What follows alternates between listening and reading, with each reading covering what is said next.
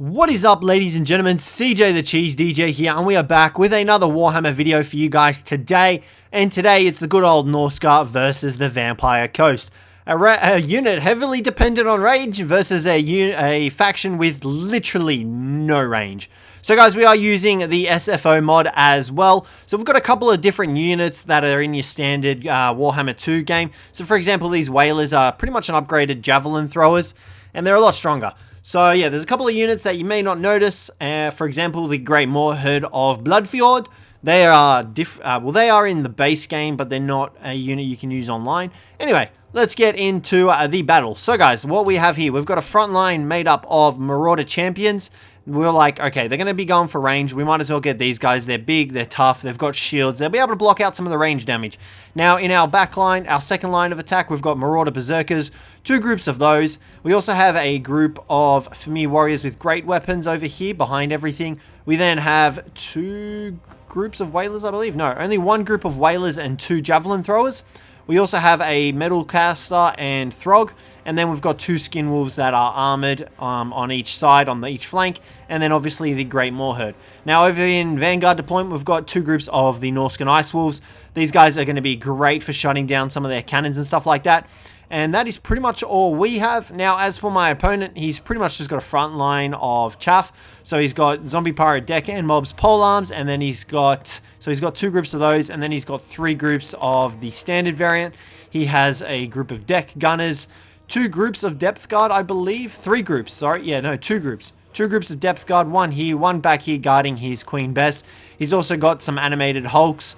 He's just got a very long, wide range arm here. It's going to be pretty intense. Two groups of animated hulks, I stand corrected. Two groups of deck gunners. Two groups of the handgun, the zombie pirate gunnery mob. He then also has two carronades. One carronade, two mortars, and the Queen Bess. And back there, all he's got is a group of polearm deckhand mobs, Aranessa, and a vampire fleet captain with the deep lore guarding these. So let's get the match under the way. It's pretty much just going to be my opponent opening up on all our units moving forward. We need to move them ASAP out of here because we're just going to be taking a crap ton of artillery fire, and you can see that Queen Bess is demolishing my front line. Look at that damage coming in. So we're like, let's get these Ice Wolves, let's shut these down ASAP. We'll get these Skin Wolves around the flanks as well. See if we can get those to shut down. And we're actually pretty quick. We're pretty lucky with this. We do manage to get into the mortar, and I believe we just make it into the Queen Bess. Boom, yeah, there we go. You can see that we do manage to get into the Queen Bess, temporarily shutting her down. The Great Moor Herd is rolling in. I didn't realize their speed was so much quicker. And you can see that they have already rampaged. So they weren't a really good pick in my book. I shouldn't have picked these guys because they do have anti-large. And my opponent doesn't really have any too many anti-large units. But you can see here, the Norscan Ice Wolves have shut down the artillery for quite a bit of time. So my opponent moves his animated hulks in, and that's where I'm like, we need a strike. Skin Wolves come in, front line's engaging. Throg himself is coming in the battle. He's just going to tear through all this gun line. And my opponent kind of made a mistake by not protecting his gun line with any sort of other melee units. You can see here the Great Moor Herd are just shredding through this artillery line. Even though they are anti-large, they are still able to put a fight through. Marauder champions are going to slam through these deckhand mobs real quick. Deck gunners aren't firing because they're obstructed by their own friendly units. But this carronade is going in, and we just missed it. I can't remember what the actual magic is called, where it shreds through the side of your units, and he does get a juicy pop on the Berserkers, but we do pop the Wintertooth Crown, which gives us Unbreakable, and we did have Stand Your Ground.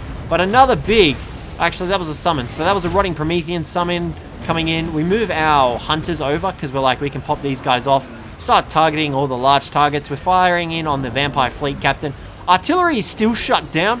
We've got our Skin Wolves back here taking him on. We've got Throg back here. He's taking on Aranessa, which is probably a bad pick because Aranessa does have anti-large and she is a melee expert. But we just needed to shut down this artillery ASAP.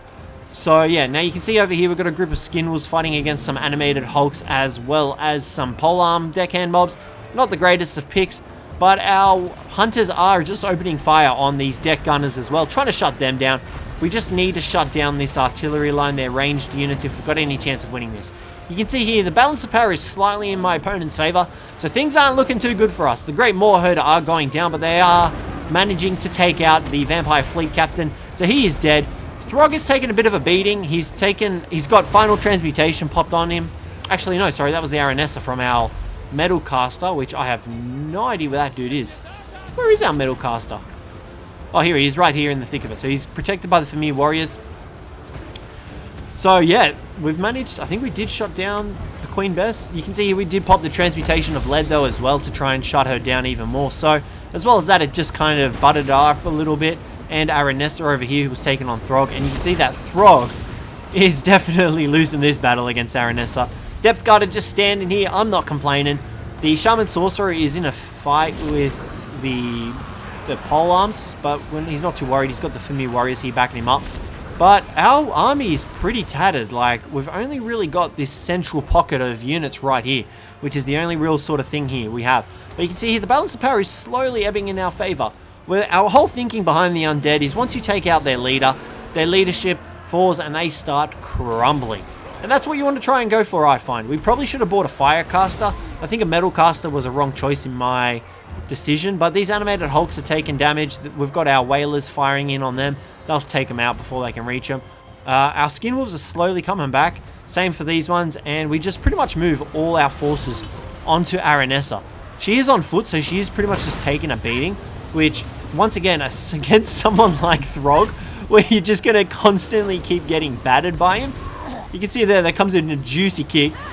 She's got no, like, mass to her. Throg's able to beat her down with that big-ass low kick on there. And is he going to swing his hammer yet? He hasn't swung his hammer. Like, one swing of Throg's hammer was enough to pulverize her. Like, him just, I don't know if she's, like, pirouetting or if him walking is just knocking her over. Is she dead? She's dead, so we actually just killed her by pretty much walking on her. So that is pretty much it for the Vampire Coast. Once their leader is down and they've got no leadership, they start crumbling ASAP. I didn't actually expect these guys to survive, but they've got 150 kills, so they've definitely paid their dues. Our Ice Wolves were detrimental to shutting down that artillery line in the beginning of the game, and that is pretty much it. I think these guys are a summoned unit, which is why they haven't gone down yet, but it's pretty much our entire army against this tiny group of Depth Guard. And just like that, guys, we win the match. So I'm pretty happy with that. I love playing as Norsca. They're probably one of my favorite factions to play as. Let's take a quick look here at what paid for themselves. So these Berserkers, I brought them along mainly to deal with all the chaff units. Like, all these guys would have just been shredded by the Berserkers. But the Champions definitely paid their dues. Same goes for the Javelin Hunters. The Whalers also, I believe, paid their dues because they were mainly targeting the Vampire Fleet and the large sort of units that they could get their bonus against. These Ice Wolves, oh my god, they were the real MVPs. I think without these guys, we would have lost the match because there pretty much would have been no way we would have been able to get back to the Queen Bess and like the Mortar and the Carronades. The Great Moorherd as well did really good. I was surprised by their by bringing them along, although in hindsight, I probably should have just bought a standard feral mammoth or even like a war mammoth would have done the trick. Throg, I love picking Throg. He's always a great pick. He's not the greatest duelist, and he is a troll, which causes his leadership to suffer, but he was still a good pick. Now, my opponent's Queen Bess definitely did not pay for herself. That is a damn shame, because I love using Queen Bess, and definitely didn't work. There needed to be a bit more defense, a bit more mass around Queen Bess. But guys, that's going to wrap up the video today. So thank you very much for watching. Hopefully you guys enjoyed it. If you did, don't forget to leave a like, subscribe down below. Let me know what you enjoyed about the video. But other than that, guys, thanks very much for watching, and I will catch you in the next one. I got this